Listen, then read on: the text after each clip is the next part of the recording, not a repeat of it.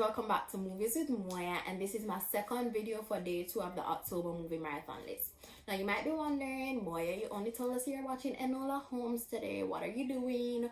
Well, I posted on my story that I'll be doing a review for I'm Thinking of Ending Things, which isn't on my movie marathon list, but I wanted to try my hand at explaining to you guys what's actually happening in that movie, because it's one of those movies that you have to really watch it 3 or 4 times to get what's happening. And I'd like to big up my followers, one of my very faithful followers, for sharing that fact with me. So it's one of those movies you have to watch multiple times to actually like understand what's going on.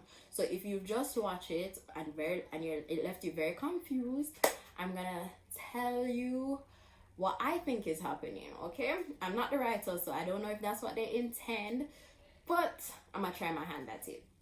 So first things first, the title of the movie, I'm Thinking of Ending Things.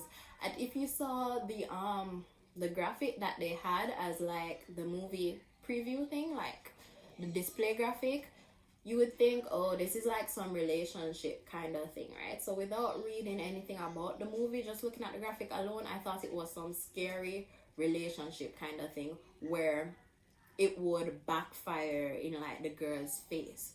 So I highlight the girl because I originally thought that this was about her, right? Because it starts with her monologue, her internal monologue about her wanting to break up with Jake. And I was like, oh, okay, so this is probably going to be some horror story about her and this terrible relationship, right? And then they started driving. So they're driving in the middle of nowhere, going to a farmhouse, which is supposed to be where Jake's parents live, right? And they're driving, and all I could think was like, this guy is boring. He is so boring. He just gives off a needy, boring vibe, and she needs to leave because I think he is going to kill her or something. And then they're driving and they see a big sign with a pig saying, join me.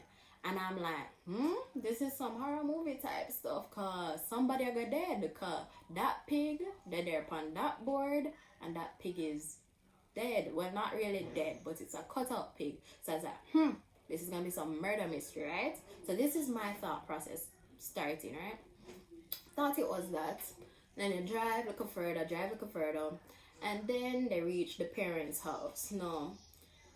First things first, the guy wants them to take a walk before they actually go into the parents' house. And I'm like, why is he doing this? Like, this is something scary going to happen now? Or zombies going to pop up? I didn't think of zombies, but you know, I thought something was going to happen. She takes him to where the pigs are. Well, the pig was actually, because he tells her a story of how the pig dies by being infested by maggots because the father forgot to feed the pig, right? So I was like, what is he implying? Is this foreshadowing a death? Because as I told you from the start, I thought this was going to be some murder thing, right? So, is this foreshadowing a death, right? And then I was like, okay, so far things are calm, but it's bleaky. Like, everything is bleaky because it's set in a snowstorm. So the graphics are cold and dark, and you get this ominous kind of vibe. And then she goes into the house, right? And the parents take so long to come downstairs. And she even discovers like some scratch marks on the wall, on the door, sorry. She said, this is some scratch marks. And he lies. Well, he says it's a dog. And I'm like, does he have the parents tied up? Are these not his parents? Something's fishy about that, right? And then the parents come downstairs and they're weird. They're like weird people. But I didn't take note of this before, but you realize it's important later on. Because the parents that you see at that first viewing of the parents, they switch. I will talk about that later. So they switch. So the first set of parents that you see are not the same throughout, and I'll explain that once I progress through the scenes, right? So you see these people, and they're weird, and then it switches to the dinner scene, right? And they're all having dinner, but I realized at dinner that they were either fangirling over the girl's work, like he tells her, oh, this she's a painter and stuff, and they're like, oh my god, but at the same time they were highlighting every little thing that Jake did throughout his life. So they were talking about him, and they're like, oh my god, he got this pin for discipline, we never got that, and they're like bigging him up, right? And all this time I'm wondering what's going on. Okay, something seems weird, the parents are moving very, very, very weird.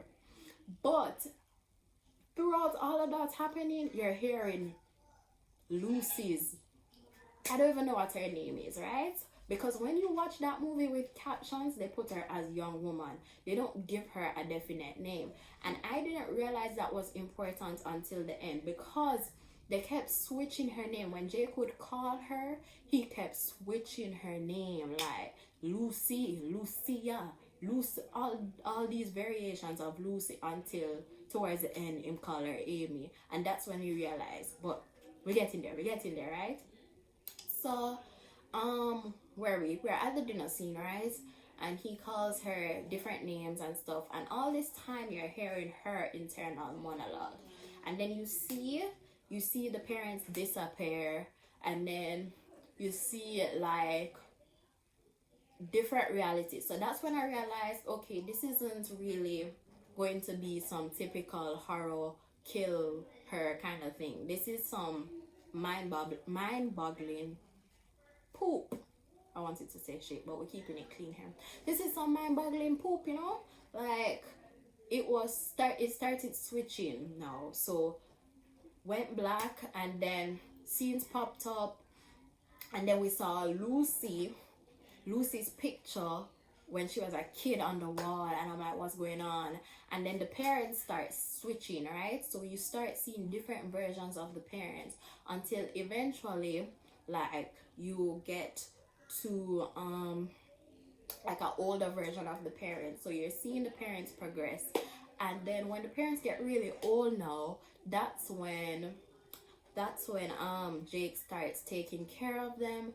And then Lucy is still having her internal monologue, and that's why I thought, okay, maybe we're in Lucy's fantasy. And then my theory of what the movie actually is about switched from it being some probably horror murder thing to this being probably a very dramatized version of what happens when you're in a very toxic relationship. Because during her whole internal monologue, she was like, I have to be there for Jake, but I feel like my whole personality has been consumed by him, and like I'm a shell of the person I once was, and all of that. That's what you're getting from her little internal monologue. And the whole time you're watching it, you're like, leave, girl, end things. When are you going to end things, like what the title says, right? So yeah, you're watching that, and then things happen. So they finally leave, and the parents pass off. Well, the mother passes off, and they go back in the car, and the whole time the young woman, Lucy, whatever she want to name, she kept saying to Jade she wants to go home. As I said, a lot of the movie focuses on Lucy, the girl's internal thoughts. So she's saying she wants to go home, and they're in the car, they're driving, and then they keep mentioning this place called Tulsi Town, which is some ice cream fantasy place thing, dream cartoon that Jake had in his head, right? And then eventually they stop for ice cream. And fast forward now, they're driving. By the way, throughout this whole like drive, they're kind of talking about the whole relationship, but they're not talking about it from, like, they're not explicitly stating that they have a problem with each other or whatever. Like, the girl is, they're using a play or some film that they're using a film that they watched to kind of express how they feel about the relationship. So the girl is saying, how whatever, like, the girl was being oppressed in the movie, whatever. And then Jake is trying to defend himself, and he brings up the fact, he hints at a lot of mental disorders a lot, and how his parents are to blame. So he brings those up, those little things, right? And he even brings up they stop for ice cream, and there's some pretty girls, so pretty by societal norms, and he talks about how pretty girls are mean and whatnot, and even like a girl that's there talk about how pretty girls are mean, and he's afraid to talk to them. And what I'm realizing now is that this was his whole high school fairs playing out, right? And he drives her to his old high school to throw away the ice cream because he said they were too sweet, and then he disappears basically. And that's when I realized, that's when I was like, what? Like, that's when I got properly confused. But when I came back to understanding what was actually going on was when I saw the janitor appear. So I forgot to mention that throughout the whole movie you keep seeing flashbacks of this janitor, right? And when the girl goes into the high school to look for Jake, she approaches the janitor. She has a little talk saying she don't remember what Jake looked like, and she starts talking about how she don't really like him, and how she really just give him number cause she don't want to be bothered, and them something there. Like, yeah.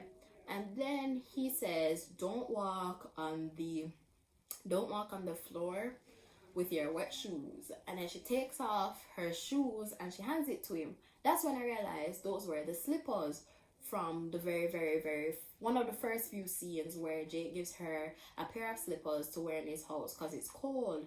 And that's when I realized the janitor is Jake. Jake is the janitor. So, and he was imagining these things, because then right after that you see like a dance scene come on, and the dance scene is basically like a musical representation, kind of linked to the musicals that we kept seeing in the flashbacks of that the janitor was watching.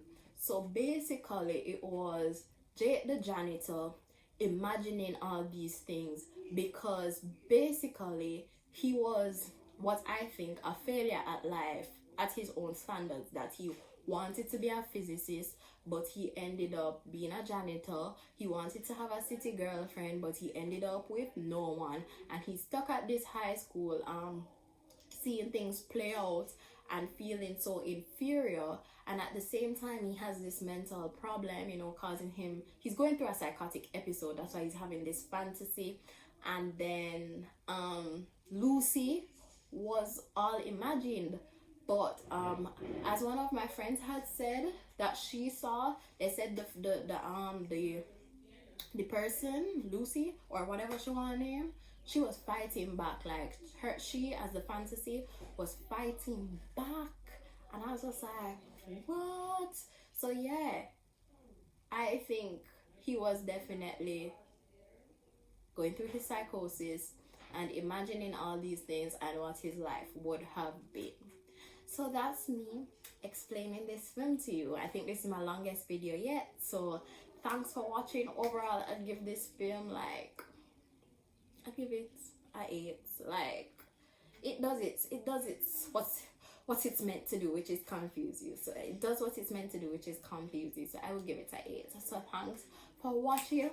Please don't forget to subscribe. If you like these explain things, let me know down below so I can do more explain, or DM me on my page, but you know, comment down below. And don't forget, you can DM me on my Instagram page at Movies with Moya, and please like, comment, share and subscribe. Thanks for watching, guys.